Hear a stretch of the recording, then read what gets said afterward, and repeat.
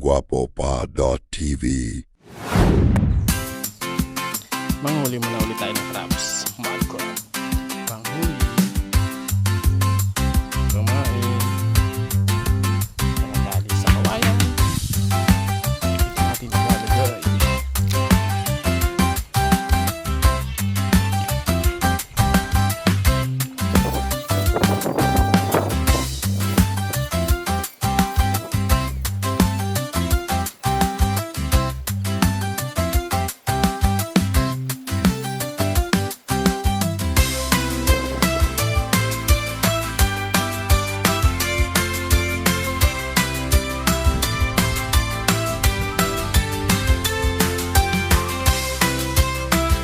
Na ang pinakalas na panghuli ng mud crab.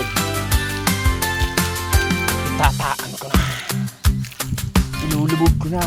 Ang tawag kasi dito ay palubog, kaya dapat ilubog.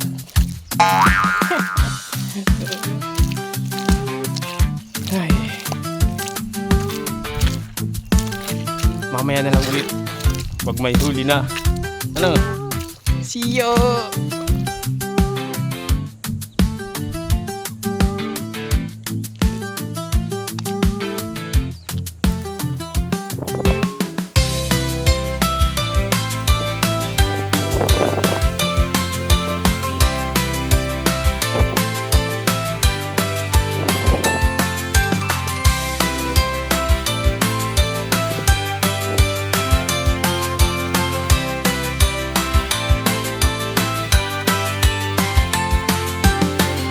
Last na to. Ito na yung setup niya. Meron siya pain sa loob. Itusok mo lang siya sa kahit sa mga ito, gaya nito. Dito ay ito yung parang daanan niya ng tubig na unang mapuno bago siya tumaas ang tubig dito ng gatuhod. So ngayon ilalagay mo siya dun sa mismong daanan ng tubig. Parang crossing ba tawag. Yan, crossing yan. Ito natin siya ilalagay. Tusok lang natin. Nakalapat yung ilalim.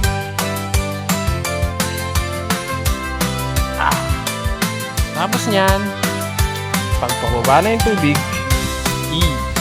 good na. Mayroon ka ng mud crab. See you! Bye!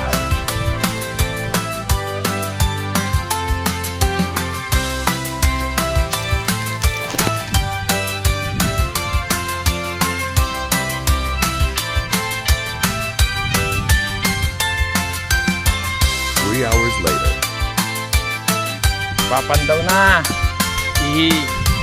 Titingin natin, oh, lagi na tubig. Papandawin na natin. Ano kaya?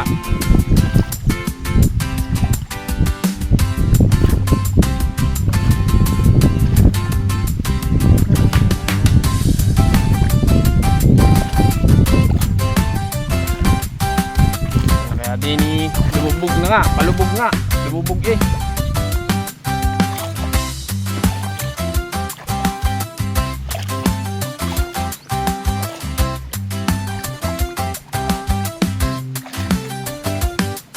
Malapit na yung dini. Oops.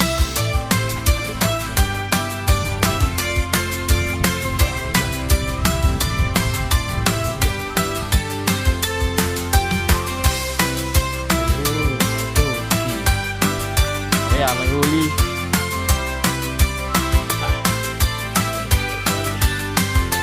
Uy, okay.